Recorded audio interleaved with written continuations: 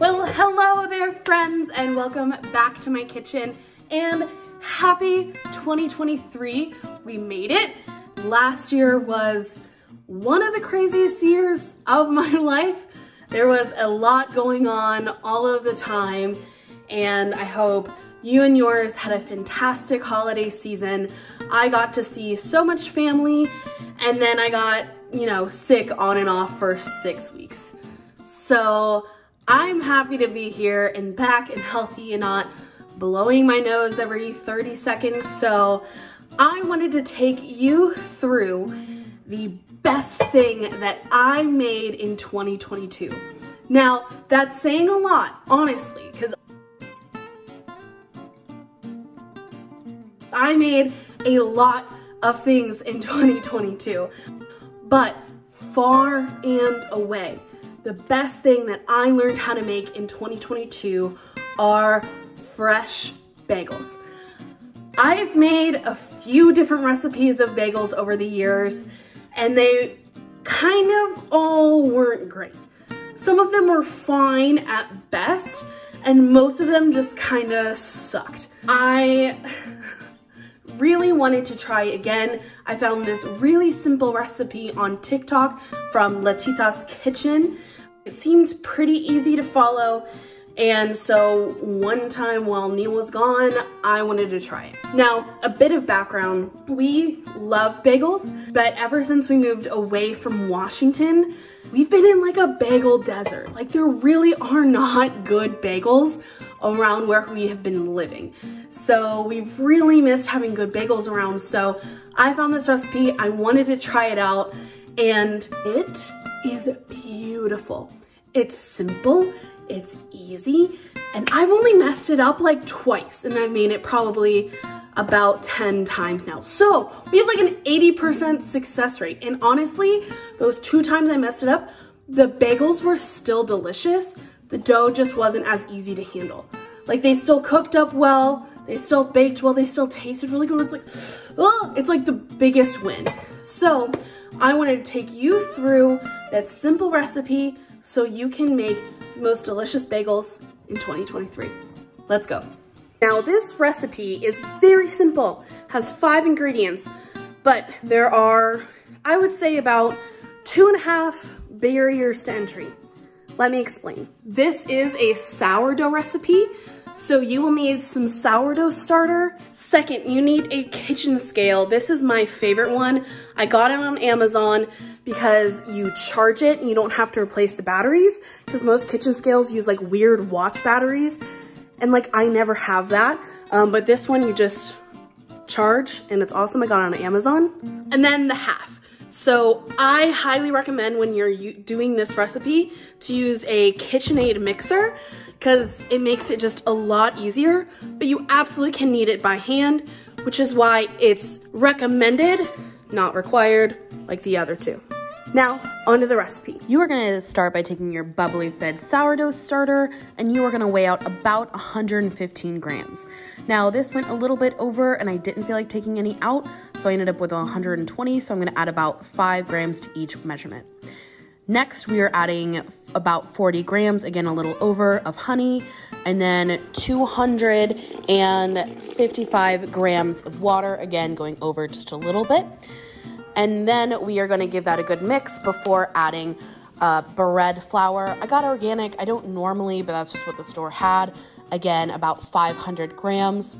Then 10 grams of salt, again a little over. And then we are going to mix that in our KitchenAid.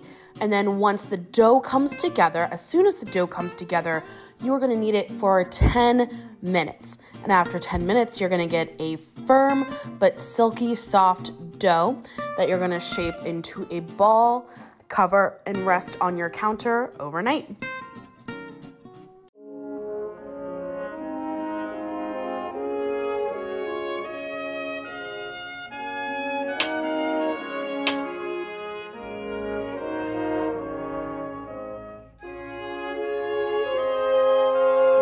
That will never not be like the most satisfying part of my morning. Hello. So, it's the next morning. I just got up. If you can't tell, But we're going to shape the bagels. So what you're gonna need to do that is a tray. I have some wax paper down, and then I put down some cornmeal. I'm just using like some white cornmeal. And then here's our dough that's been resting overnight.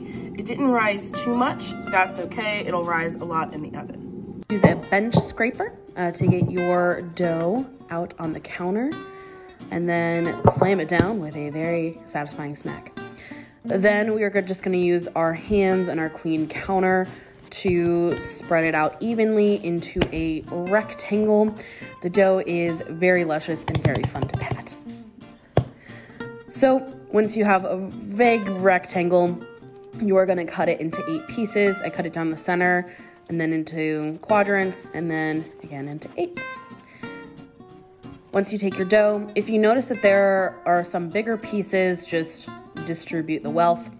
But then you're gonna take all of the corners, tuck them into the center, and make a ball. It almost looks like a bao bun a little bit, but then just roll it out in between your hands to smooth it out just a little bit until you have a little ball. Then you're gonna take your fingers and pierce the center of your ball and use your fingers to stretch out your dough. Now you wanna stretch it a lot more than you think because this dough is pretty elastic and it will close. So you want a big hole just like that, and then you're gonna add it to your tray. And you're gonna repeat 8 times with the rest of your bagels.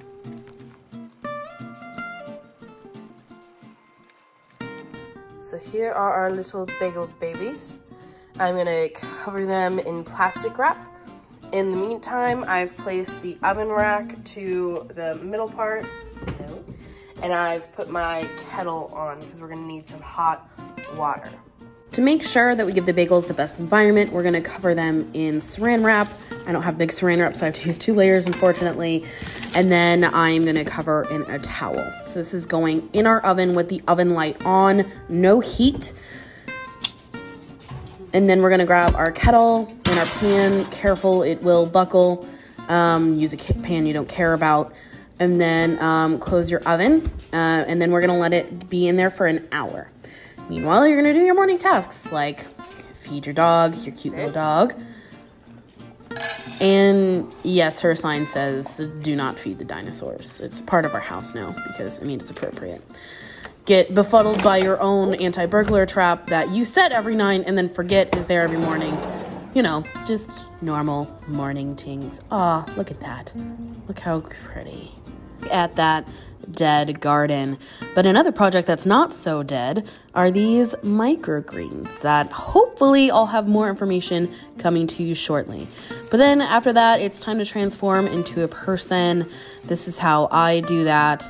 And this is, you know, how I'm transforming into my person who I will be today. And my person will be making bagels. Okay, it's been a little over an hour and we are back. So let me show you the bagels. Right. So again, they've risen a little bit, but they do most of their rising in the oven, which by the way, we are preheating to 425. And let me show you our setup. So I have a large high-walled pot of water starting to boil. To this, we are going to add barley malt syrup. Now, you do not have to use this. However, I will say when I started using this, they tasted the most like bagels. I can't be more specific than that because I can't really explain it, but I've done batches without the barley malt syrup and they tasted great. They were good, but like as soon as I started out, I was like, that's a bagel. Like that's New York bagel. So it's just like that little like taste, and I don't know, I think it adds a little bit more chewiness to the outside of the bagel. But if you don't have that, I just ordered this on Amazon. I've never seen it in Publix or anything. I just ordered it on Amazon. You can also use honey, you can also use molasses, or nothing at all. It is absolutely up to you.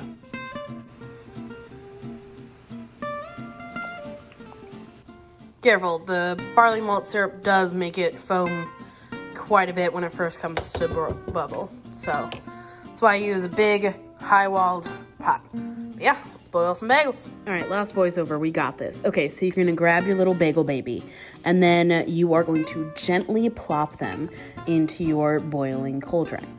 And then you are going to make sure that they're not alone. I like to do 2 at a time because that's pretty reasonable. So you're gonna boil them for about 30 to 60 seconds. You're gonna use your spider to get them out. My goodness, look at that. It is absolutely okay if there's a little foam on there. And then as soon as they come out, you're gonna grab your seasonings. I just use everything bagel seasoning from Costco. And then make sure you get both of them pretty well. And I also like to add a little bit of dill because, again, house rules. In my house, everything seasoning includes dill. And then doing 2 at a time, you repeat with all of your bagels until they look beautiful, just like this. Now you're gonna keep your water tray in there to keep a nice humid environment. And then you're going to bake them for about 20 minutes until they look like this. Mine were a little overdone because I forgot I was making bagels, but look at these beauties, the nice crust on top, the beautiful chewy bottom, and outside they puffed up beautifully, and they are delicious. Now, you do have to cut these on your own, which in my opinion is one of the most dangerous things you can do in the kitchen, but today I did it fairly successfully. I have all of my fingers, and look at that cross section. A beautiful texture, a beautiful bagel, pretty easy to do. Let it cool down a couple of minutes before you give it a smear because hot bagels are very hard to smear, but smear and enjoy. And there we have it, a perfect, beautiful bagel. These went over just a little bit in the oven, but honestly, it just makes the top extra crunchy and delicious. I hope you guys try this recipe.